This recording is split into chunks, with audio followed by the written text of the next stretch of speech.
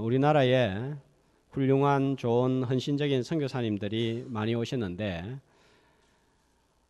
그렇게 많은 선교사님들 가운데 헌신적으로 우리 조선을 위해서 수고하고 봉사했지만 잘 알려지지 않은 선교사님들도 많이 있습니다. 자, 그분들 가운데 한 분이 미국 텍사스 출신의 캔드릭이라고 하는 여자 선교사님이에요. 자, 이분입니다. 1905년 캔자스 신학교를 졸업하고 미국 남감리회에서 선교사로 지원을 했지만 나이가 모자란다는 이유로 2년을 기다려야만 했습니다. 자, 그래도 포기하지 않고 1년은 교사로 1년은 특별과를 공부한 뒤에 1907년 9월에 웹이라는 청년회의 파송으로 한국 선교사로 입국을 했습니다. 입국해서 항해도 개성에서 여학교 교사로 봉사를 했습니다. 그런데 봉사를 시작한 지 1년이 될까 말까 한 시기에 갑자기 급성 맹장염이 찾아온 거예요. 급하게 서울 세브란스 병원에서 수술을 받았지만 25살의 처녀로 별세하고 말았습니다. 자, 이분이 한국에서 한 일은 거의 없어요. 1년 동안 교사를 했지만 얼마나 큰 일을 했겠습니까? 그런데 이분이 죽기 직전에 파송한 에베 청년회의에 편지 한 통을 보냈습니다. 어떤 편지를 보냈냐면 만약 내게 1000개의 생명이 주어진다면 그 모두를 한국에 바칠 것입니다. 이렇게 편지를 보냈습니다. 그리고 유언으로 내가 혹시 죽게 되면 한국으로 20명씩, 30명씩, 50명씩 오세요. 그래서 선교해 주세요. 그렇게 보냈습니다. 이 편지가 도착했을 때는 이 자신을 파송한 청년들이 모여가지고 함께 집회를 하고 있었기 때문에 이 집회에서 읽혀졌습니다. 이 많은 청년들이 이 편지를 읽고 도전을 받았습니다.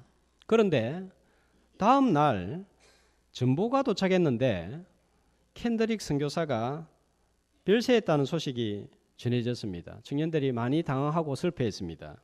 그리고 청년들은 헌금을 해서 묘비를 세웠는데 묘비명에 영어로, 자, 사진 다시 한번 보여주시면 그 편지 내용이 적혀 있는 거예요.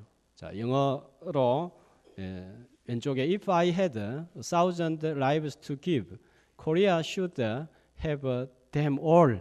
그러니까 1000개의 생명이 내한테 주어진다고 한다면 그 모두를 코리아에 다 바칠 것입니다 하는 그 묘비명으로 저렇게 새겼고 양화진에 지금 묻혀 있습니다. 그런데 놀라운 일이 벌어졌습니다. 이 집회에 참석해서 이 편지를 읽고 들었던 청년들 가운데 후에 20여 명이 선교사로 지원을 했습니다. 캔드릭 여자 선교사님 혼자서는 이룰 수 없던 엄청난 일들이 그 편지 한 통 때문에 일어난 거예요. 한 통의 편지가 복음의 진보에 큰 영향력을 미치고 큰 일을 이루어냈습니다. 우리가 잘 알고 있는 토마스 선교사님, 우리나라에 와가지고 복음 한번 전하지 못했습니다. 타고 왔던 배가 우리나라 군대에 의해서 대포를 맞고 배가 불타니까 생명을 건지기 위해서 대동강변으로 뛰쳐나왔는데 이 병졸 박충건이라는 사람이 기다리고 있는 거예요. 칼을 들고 목을 내리쳤습니다. 자, 그 목을 내리치기 직전에 토마스 선교사님이 이 성경책을 한 권 내주었는데 이 병졸 박충건이 목을 내리치면서도 차마 죽어가는 사람이 건네는 책을 거절할 수가 없어가지고 그걸 받은 거예요. 무슨 책인가 싶어서 집에 돌아가서 읽다가 예수를 믿었고 나중에 지금의 장로격에 해당되는 영수가 됩니다. 그리고 나중에 조카가 있었는데 이영택이라는 사람이에요. 이분도 성경을 읽다가 예수를 믿고 레이놀즈 선교사님의 조사가 되어서 전도하는 일에 동참을 하고 머리가 좋았던 탓에 나중에 이 성경을 번역할 때 성경 번역위원회 소속이 되고 위원이 되었습니다. 그렇게 해서 성경이 번역되고 이렇게 해서 몇 사람이 믿어서 평양에 최초의 교회가 설립되는데 널다리 교회예요. 이 널다리 교회는 나중에 장대인 교회로 이름이 바꿔집니다. 이 장도인 교회는 평양의 대부흥을 주도했고 이로 말미암아서 평양 시내에 교회가 세워지기 시작하고 오늘처럼 온 나라에 교회가 세워지는 기적이 일어났습니다. 자, 캔드릭 선교사님, 토마스 선교사님이 이 땅에서 와서 한 일은 대단한 일이 아니에요. 편지 한 통 쓰고 누군가에게 성경 한 권을 건네준 것이 전부였습니다. 자, 이 일은 지극히 작은 일처럼 보입니다. 별일 아닌 것처럼 보입니다. 그러나 이 작고 평범한 일을 통해서 온 나라가 흑암에 깜깜하던 조선이 하나님께 돌아오는 하나님의 큰 일이 일어나는 계기가 되었습니다. 자, 오늘 읽었던 말씀을 보면 최초의 선교사, 최초의 전도자가 나옵니다. 누구죠? 안드레예요. 안드레가 한 일이 뭡니까? 대단한 일을 한 게 아니에요. 뭘 했습니까? 자기 형제 베드로 한 사람을 예수님께 데리고 온 거예요. 자, 한 사람을 예수님께 데리고 오는 거 대단한 일 아니에요. 큰 일 아니에요. 그러나 안드레가 데리고 온 베드로를 통해서 어떤 일이 일어났습니까? 사도행전 2장에 보니까 나중에 베드로가 예수 믿고 사도가 되어서 말씀을 전하니까 하루에 3,000명이 예수 믿고 회개하고 세례받는 역사가 일어났습니다. 사도행전 3장에는 성전의 미문에 앉아서 늘 구걸하는 걷지 못하는 장애인을 향하여서 쳐다보면서 뭐라고 하죠?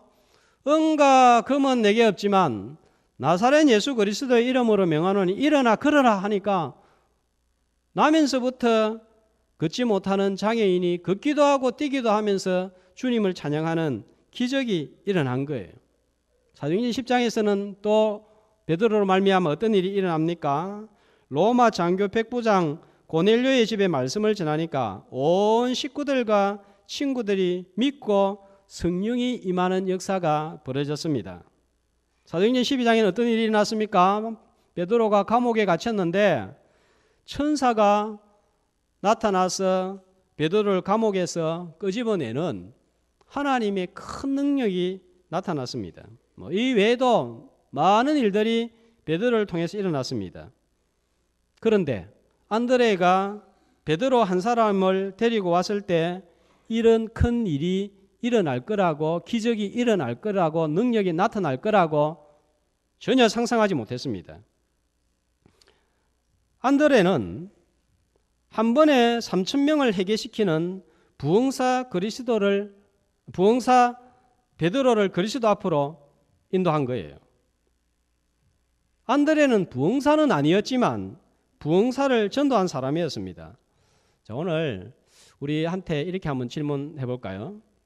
내가 베드로처럼 3,000명을 한꺼번에 회개시키는 영향력을 발휘하는 사람이 앞으로 될 수 있을까요? 앞으로 남아있는 인생 동안 3,000명 하루에 회개시키는 그런 영향력을 발휘하는 사람이 되겠습니까? 될 수 있겠습니까? 이 질문에 대한 대답은 나는 못한다 하는 거예요. 안 된다 하는 거예요. 저도 못하겠어요. 다른 질문을 한번 해보겠습니다. 그러면 안드레처럼 한 사람은 주님께 데리고 오는 사람이 될 수 있을까요? 한 사람 주님께 데리고 오는 사람은 될 수 있겠습니까? 자신이 없습니까? 자, 3,000명 회개시킬 수는 없지만 한 사람은 내 인생 기간 동안에 데리고 오는 사람은 얼마든지 될 수 있지 않겠습니까? 우리 모두가 베드로는 될 수 없지만 한 사람을 인도하는 안드레는 될 수가 있습니다. 내가 전도한 나의 자녀가 베드로가 될 수 있습니다.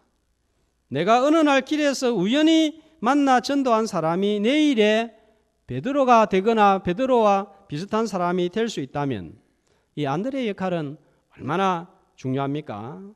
그래서 오늘 말씀의 제목이 안드레 전도인데, 안드레 전도란 한 사람을 데리고 오는 그 일을 말합니다. 한 사람 비전이 안드레 전도입니다. 안드레 비전입니다. 누가복음 9장 23절에 보면 예수님이 제자들에게 부르시면서 사람을 낚는 어부가 되게 하리라, 이 말씀이 주어지기 전에 안드레는 자기 중에 형제 중에 한 사람에게 증거하여 가장 큰 어부 시몬 베드로를 낚아 올린 사람이 되었습니다. 한 사람이 예수 믿으면 어떤 일이 일어날지 우리는 아무도 모릅니다. 이 베드로를 보면 이 사실을 너무 잘 알 수 있잖아요. 베드로의 원래 이름이 뭐죠? 원래 이름이 뭐죠? 42절에 보니까, 자, 성경을 보시고 뭡니까? 요한의 아들 시몬이니, 원래 이름은 시몬이에요. 자, 시몬, 줄여서 시몬입니다. 구약에 야곱의 12아들 중에 둘째 아들의 이름이 시몬인데 그 이름하고 같은 이름이에요. 시몬은 창세기 34장에 어떤 인물이었는지 창세기 34장 25절 29절에 보면 이렇게 나와 있습니다. 동생 디나가 세겜 땅에 구경을 갔다가 세겜 추장의 아들에게 성폭행을 당했습니다. 그리고 분노가 치밀어 올라서 세겜 족속한테 할례를 받으면 우리가 너희하고 하친하고 동생도 주겠다 약속을 했습니다. 할례를 받고 아프기를 기다렸다가 제일 고통스러운 3일째에 셋째 아들 레이와 함께 칼을 들고, 자, 어떻게 했습니까? 시몬과 레이가 각각 칼을 가지고 가서 성읍들을 기습해서 어떻게 합니까? 모든 남자를 죽이고 재물을 빼앗고 아내들을, 자녀들을 사로잡고 물건들을 다 노략했습니다. 성미가 불같이 급하고 가격한 인물이 시몬이었는데, 베드로, 예수 믿기 전에 이름이 시몬입니다. 자, 야곱의 둘째 아들과 아주 비슷한 성격, 과격한 그런 스타일의 인물이었습니다. 그런데 이런 베드로가 어떤 사람이 됩니까? 42절에 보니까 시몬인데 앞으로 어떻게 될 거라고요? 장차 미래의 게바가 될 것이다 하는 것입니다. 자, 게바는 아람어로 번역하면 반석이란 뜻입니다. 헬라어로는 페트로스, 영어로는 피터, 다 반석이라는 뜻이에요. 이름대로 베드로는 불같이 급한 성격이 예수님을 만나고 변해서 교회의 기둥이 되었습니다. 예수를 믿지 않았다면 평생 물고기 잡는 어부로 인생을 마감해야 됐을 것입니다. 그러나 예수 믿고 난 다음에 변하여 새 사람이 되고 영광스러운 하나님의 교회의 기초가 되었습니다. 나중에 예수님을 고백하니까 예수님이 뭐라고 하죠? 바요나 시몬아 내가 복이 있도다. 이 반석 위에 교회를 세우리라 해서 그 영광스러운 하나님의 교회를 베드로의 신앙 고백 위에 세웠습니다. 사랑의 교회 원로 고 옥하나 목사님 설교집에 오미란이라는 여성의 이야기가 실려 있었습니다. 오미란이라는 이 여성은 여고 시절 1980년 광주 민주화 투쟁의 참혹한 현장을 목격한 여성이에요. 군인들에 의해서 무고한 시민들이 총에 맞아 죽고 칼에 찔려 죽는 모습을 보면서 어떻게 세상이 이럴 수가 있나.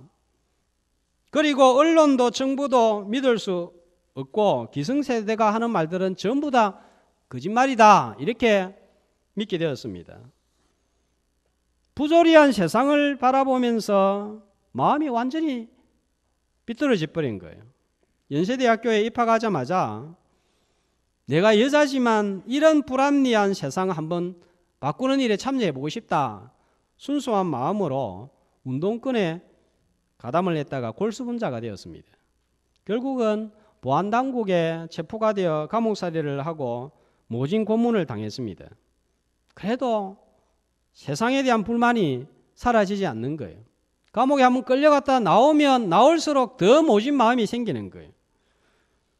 노동자들이 모인 구로공단에 위장 취업을 해서 기업주들과 투쟁을 벌이고 데모를 하고 이렇게 하는 가운데 6개월 만에 위장 취업이 발각이 되어서 또 감옥에 갇히고 고문을 당했습니다. 몸이 만신창이가 된 거예요. 이런 모습을 보고 가슴이 찢어지고 찢어지는 사람이 있었습니다. 어머니였습니다. 만신창이가 된 딸을 보고 어머니는 통곡을 하고 땅바닥을 치고 가슴을 치고, 그런데도 한 가지 소망은 이 어머니가 하나님을 믿은 거예요. 땅을 치면서 가슴을 치고 통곡을 하다가 하나님 앞에 나와서, 하나님, 우리 딸 저러다가 죽습니다. 우리 딸 제발 한 번만 살려주세요. 살려주세요. 울부짖으면서 기도했습니다. 하나님께서 어머니의 기도를 불쌍히 여기시고 기도에 응답을 하셨던 것 같습니다. 어머니의 강요에 의해서였는지 아니면 스스로 나왔는지는 몰라도 추록한 이후에 얼마 지나지 않아서 교회의 발걸음을 옮겼고, 그날은 부활절이었습니다.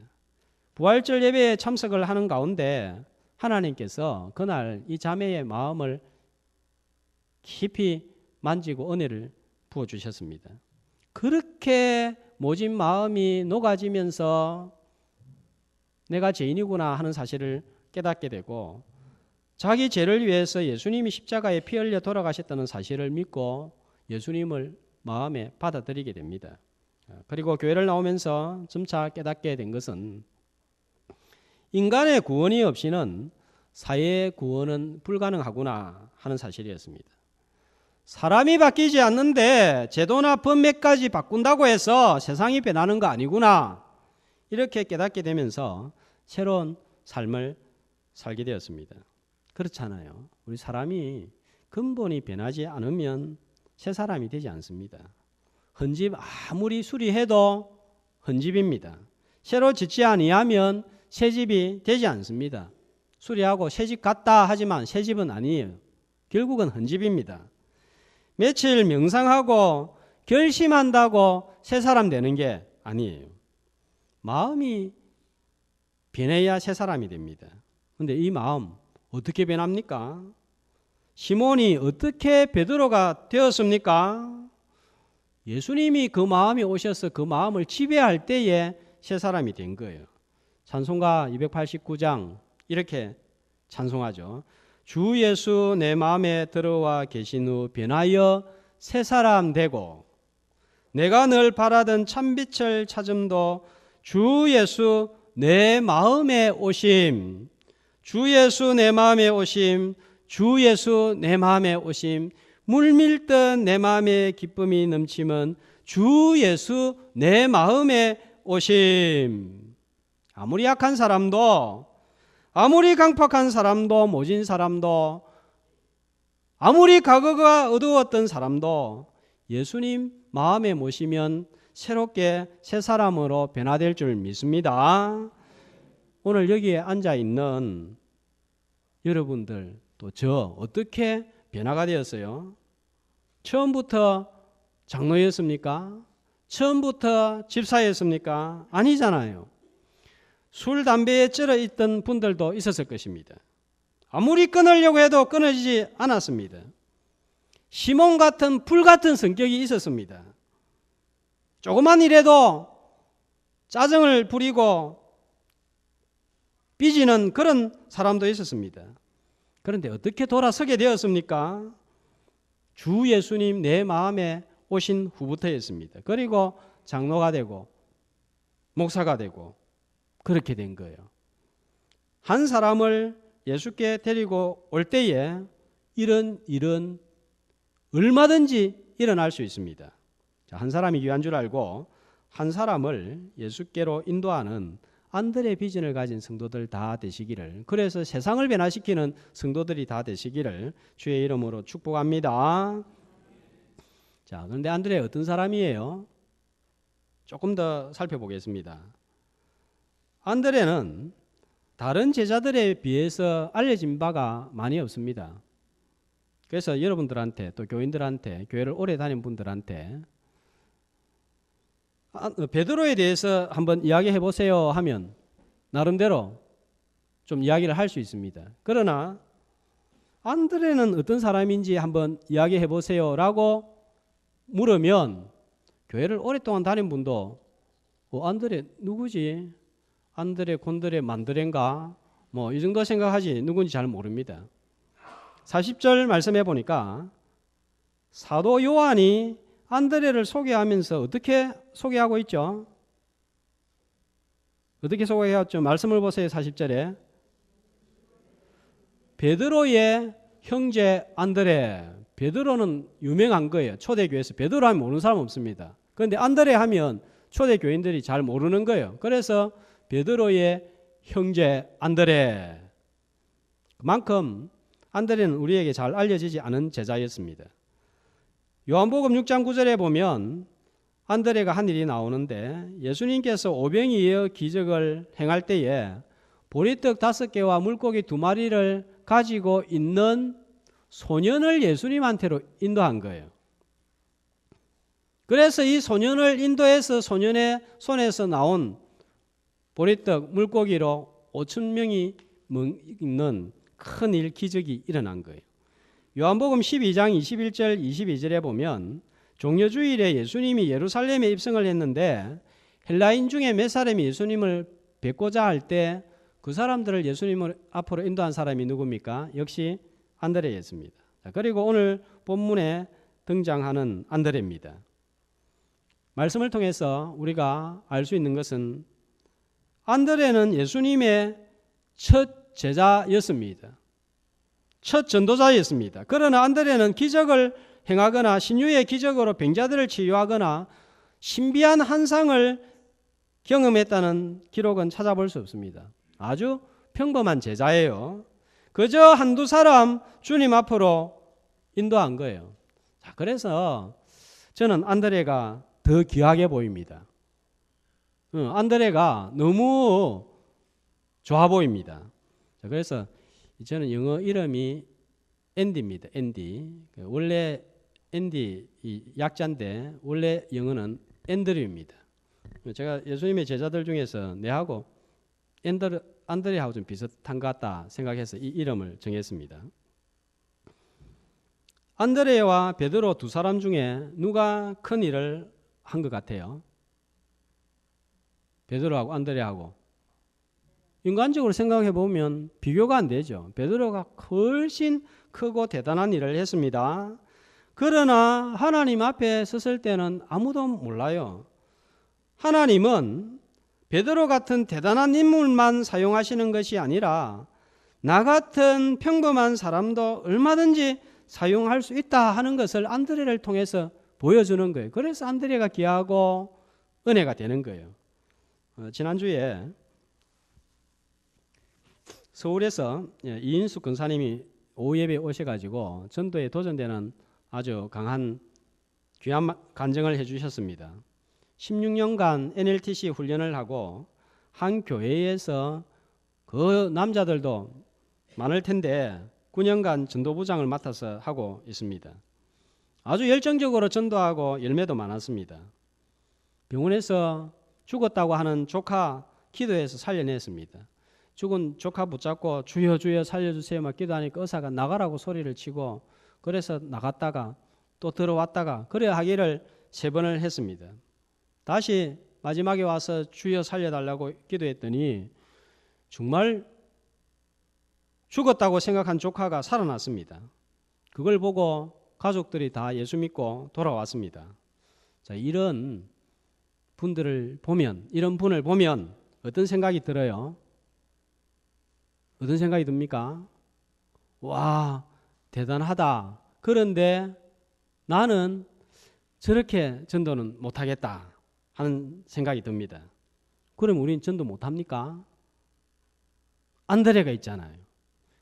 우리 모두가 다 이인숙 권사가 될 수는 없습니다. 모두가 병원에 가서 죽어가는 사람을 살려내고 전도할 수 있는 것은 아닙니다. 모두가 9년간 전도부장이 될 수는 없습니다. 그러나 한 사람을 데리고 오는 안드레는 될 수 있지 않겠습니까? 매주 누군가에게 사형리를 펴서 전할 수는 있는 거예요. 어제는 비가 와가지고 우리 훈련생들이 전도를 못하니까 부산역에 가서 전도를 했습니다. 이 부산역에 가가지고 그 복잡한데 사람들이 왔다 갔다 하는데 사형리를 펼쳐서 전도한 거예요. 어떤 분은 10명한테 다 거절을 당하고 한 번도 전하지를 못하고 그랬습니다. 그런데도 이 목사의 눈에는 그게 너무 보기가 좋은 거예요. 아주 이 표현이 좀 이상한지 모르겠지만 너무너무 귀엽게 다 보이는 거예요. 거기에서 사형리를 펴고 또 어떤 분은 몸을 움직여가면서 이 전도를 하는데 정말 생동감 있게 하시더라고요.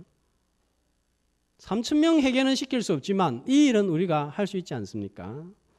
사형리가 안 되면 금요 전도대에 나와서 차를 나누어 주는 일을 할 수도 있고 또 전도지를 나누어 줄 수 있는 일을 할 수도 있습니다. 그런데 전도하다 보면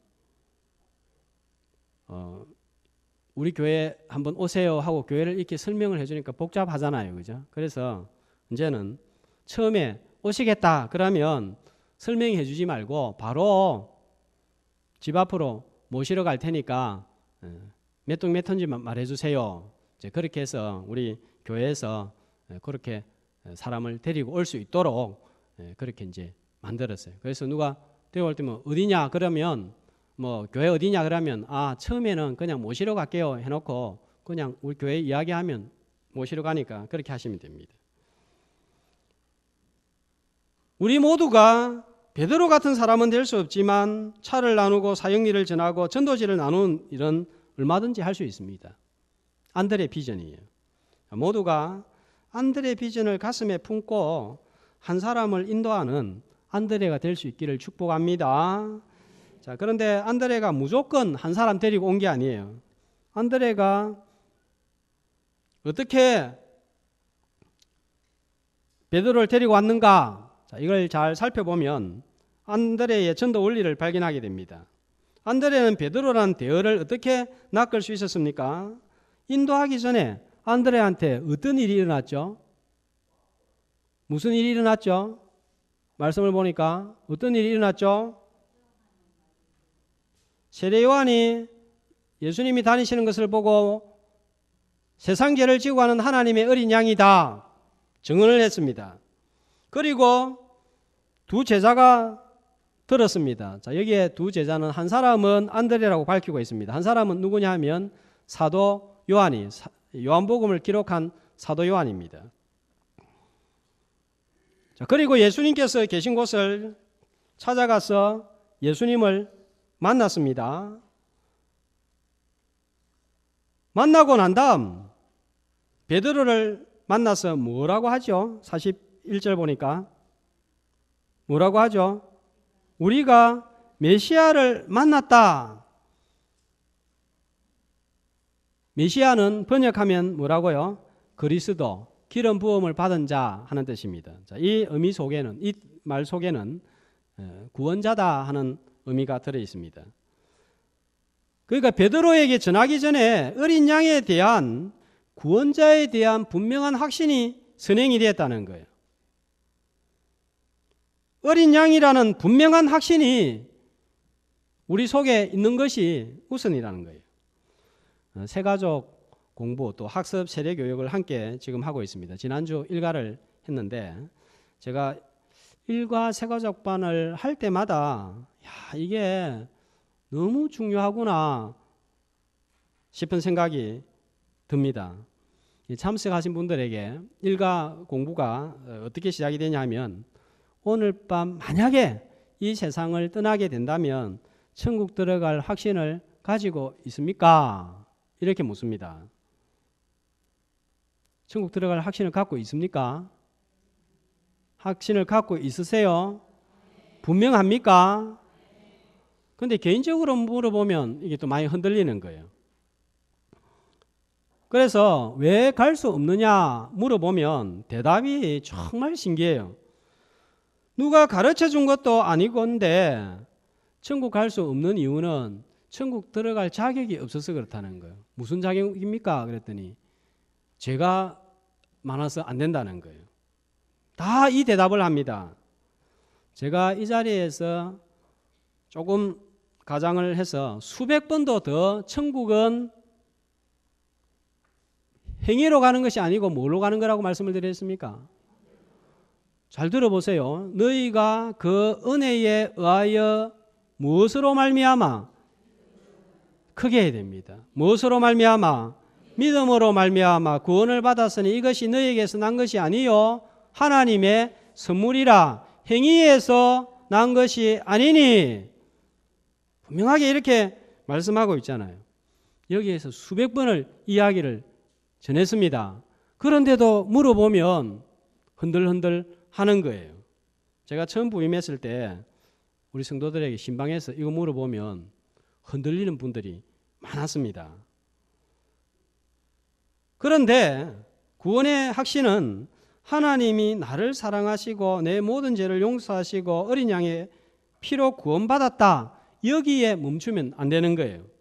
그걸 넘어서 하나님께서 나를 영원토록 사랑하신다 하는 사랑의 확신까지 나아가야 됩니다.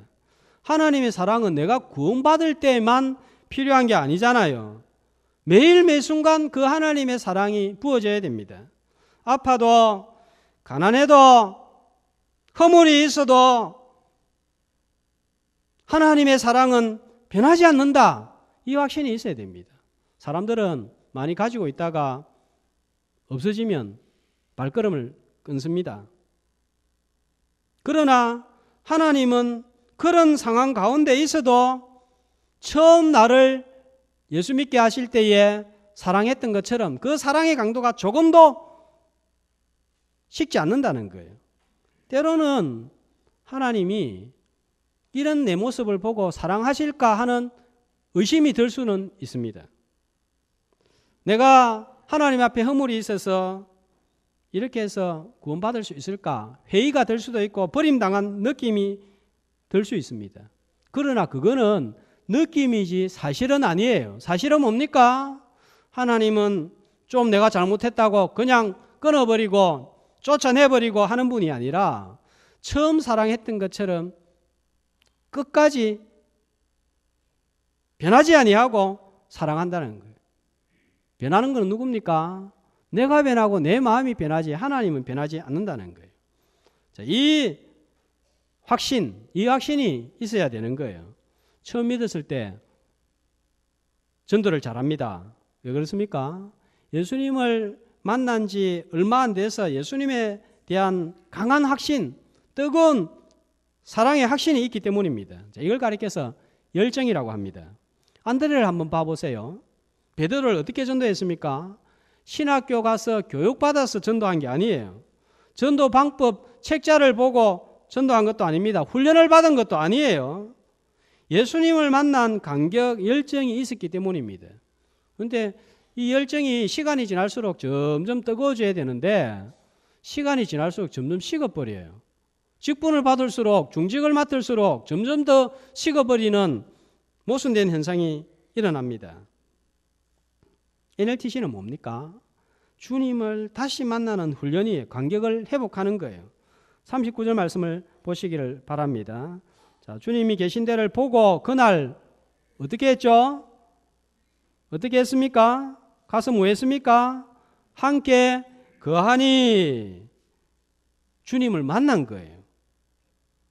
이 좋은 신랑을 소개시키려고 하는데 자꾸 여자 쪽에서 만나지 않고 튕기면 뭐라고 그럽니까? 뭐라고 그러죠? 한번 만나나 봐라. 한번 만나기만 해봐라. 진짜 내가 소개시켜주는 사람이 좋은 사람이라면 그 여성도 그 사람한테 빠질 것을 알기 때문입니다.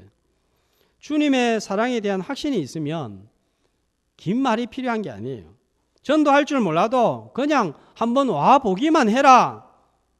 어렵게 전도하지 않아도 됩니다. 자, 방법 전에 날마다 주님을 만나고 한 사람을 인도하는 그런 역사가 있기를 축복합니다. 자, 두 번째 41절을 보면 주님을 만난 후에 안드레는 시몬을 어떻게 만났습니까? 시몬을 어떻게 했죠? 찾은 거예요. 어디에 있는지 찾았습니다. 시몬 같은 사람은 우리 주변에 많이 있습니다. 가자고 하면 시몬처럼 따라올 사람이 있습니다. 자, 전도는 뭡니까? 오지 않으려고 하는 사람 억지로 끌고 오는 것이 아니라 오려고 마음 먹고 있는 사람 찾아내는 거예요. 자, 금요일에 이 새생명 전도를 나가는데 이전보다 훨씬 생동감이 있고 활기가 있고 즐겁고 좋습니다. 왜 나갑니까? 믿지 않는 다대포 사람들 전부 설득해서 끌고 나오려고 가는 게 아니에요. 그 가운데서 시몬처럼 오려고 준비된 사람이 있는 거예요. 어디에 있는 사람 찾았습니까? 시몬이 아프리카에 있는 사람 찾은 게 아니에요. 옆에 있는 형제를 찾았습니다. 가까이 있는 사람을 찾았습니다. 내 옆에 있는 사람이 누굽니까? 남편일 수도 있고 가족일 수도 있습니다. 내가 만나는 사람은 누구나 다 될 수 있습니다. 누가 시몬인지 모르기 때문에 찾는 거예요. 자, 그리고 찾을 때 주의해야 될 상황이 있습니다. 뭡니까? 묻거나 따지지 말고 찾아서 어떻게 했죠? 41절에 보니까 찾아서 뭐 했습니까? 어떻게 했습니까? 말하되 올까 안 올까? 때가 되었나 안 되었나? 좋아하겠나? 관계가 혹시 비틀어지진 않을까? 자존심 상하지는 않을까? 너무 신중한 거예요. 너무 따지는 거예요. 다른 것은 이렇게 묻고 따지지 않는데 한 사람 데리고 오려면 왜 그렇게 복잡하고 많이 따지고 생각이 많은지 모르겠습니다. 그렇게 단순한 사람도 한 사람 입을 열려고 하면 입이 떨어지지 않습니다. 자, 41절에 뭐라고 그랬습니까? 메시아를 만났다 한마디예요. 한번 와봐라 한마디입니다.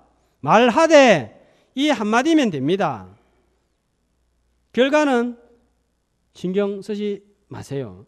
안드레가 베드로 데리고 오면서 내가 꼭 믿게 해야지 이런 마음으로 데리고 온 게 아니에요. 안드레의 일은 그냥 베드로를 데리고 오는 거였어요. 그런데 이 한마디에 왜 그렇게 망설입니까? 말하되 말해야 됩니다. 분명히 시몬이 있습니다. 자, 마지막으로 42절에 보면 어떻게 했죠? 찾고 말하고 끝났습니까? 어떻게 한 거예요? 데리고 온 거예요. 우리는 전도하다가 좀 이런 마음이 있는 것 같아요. 찾고 말하고 나면 할 일 다 한 것으로 마무리를 합니다. 내가 전도했다. 오늘 이것으로 좀 스스로 만족하는 경우가 많습니다. 참 귀한 거예요. 그런데 찾고 말하는 사람은 전혀 찾지도 않는 사람은 찾아야 되겠고 찾은 사람은 말해야 되겠고 말한 사람은 한 단계 더 나가야 됩니다. 어떻게 되겠습니까? 어떻게 해서든지 데리고 나오는 단계에 나아가야 되는 거예요. 금요 전도대에서 사역리 전하고 전도지 주고받고 반응 보이면 보내지 말고 꼭 주소나 전화번호를 받으라고 합니다. 왜냐하면 여러분 그렇게 한 사람 영접했다고 합시다. 영접한 것으로 신앙생활 끝났습니까? 아니에요. 언제 시작이잖아요. 생명이 태어났다면 보호를 받아야 되고 성장을 해야 되는데 어디에서 그 영혼을 성장하고 보호시켜 주겠습니까? 교회에서 보호하고 성장시켜 주는 거예요. 교회에 와야 말씀을 듣고 세례를 주고 구원의 자리에 이르게 될 거예요. 베드로를 찾고 말하고 데리고 올 때 역사는 일어날 것입니다. 이 일에 감당하는, 이 일에 참여하는 성도들이 되시기를 축복합니다. 하나님께 큰 일, 작은 일 따로 없습니다. 사소하게 보이는 일이 큰 일이 될 수 있습니다. 우리 교회를 통해서 한상도 목사님이 예수를 믿고 지금 이렇게 큰 인물이 되었습니다. 그런데 한상동 목사님을 전도한 사람이 누군지 아세요? 아무도 몰라요. 누군지 몰라요. 누가 더 큰 일을 한 것입니까? 누가 더 큰 인정을 하나님 앞에 서게 됐을 때 받겠습니까? 아무도 모를 일입니다. 그러나 하나님 앞에서 큰 일 작은 일은 따로 없습니다. 내가 가르치는 주일학교 한 학생을 돌보고 기도하는 일이 놀랍고 큰 일이 될 수 있습니다. 이 아이가 앞으로 베드로가 될지 아무도 모를 일이에요. 오늘 우리 교회 안에 베드로 같은 위대한 인물이 자라고 있는지 모릅니다.